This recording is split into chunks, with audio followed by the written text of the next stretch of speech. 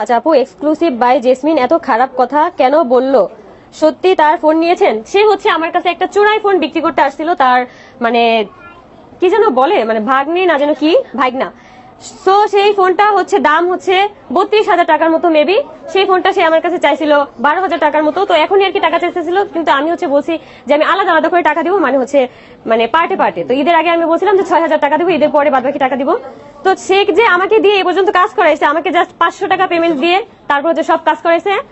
তার কাছে আমি মনে হয় 4 থেকে 5,000 টাকার মতো পাই। সে তখন বলতেছে আপু আমার তো সেল হয় নাই, আমার তো কিছু হয় নাই, এখন হচ্ছে আমি 2,000 টাকা দেবো। পরে আমি বলছি যে অবশ্যই আমার টাকাটা দিয়ে তারপর হচ্ছে ফোন নিতে আসবা, কারণ যেখানে আমি 5,000 টাকা পাই সেখানে আমাকে সে 2,000 টাকা নিয়ে সারতেছে।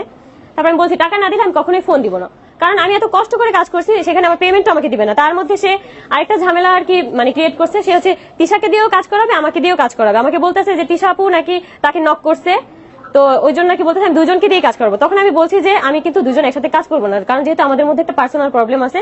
তুমি হয় তিশাকে দিয়ে কাজ করো, না হচ্ছে আমাকে দিয়ে কাজ করো, কারণ আমি এভাবে কাজ করতে চাচ্ছি না।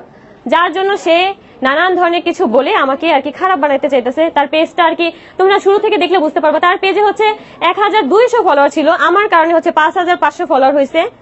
আমার পেজের আর কি আমার আইডির নিচে গেলে তোমরা দেখতে পারবে আমি ফার্স্টে যে কাজগুলো করছি, যেই লাইভ গুলো করছি, ওইখান থেকে কিন্তু তার অনেক পরিমাণ সেল হয়েছে। সেই বলছে যে একটা লাইভ করার কারণে তার নাকি 30টা না যেন 35টা ড্রেস সেল হয়েছে।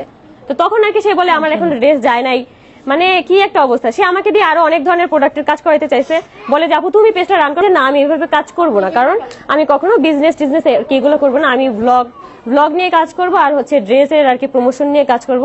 তার কথা মতো আমি মানে কোনো কিছু করতে পারিনি দেখে এখন হচ্ছে তার কাছে আমি খারাপ।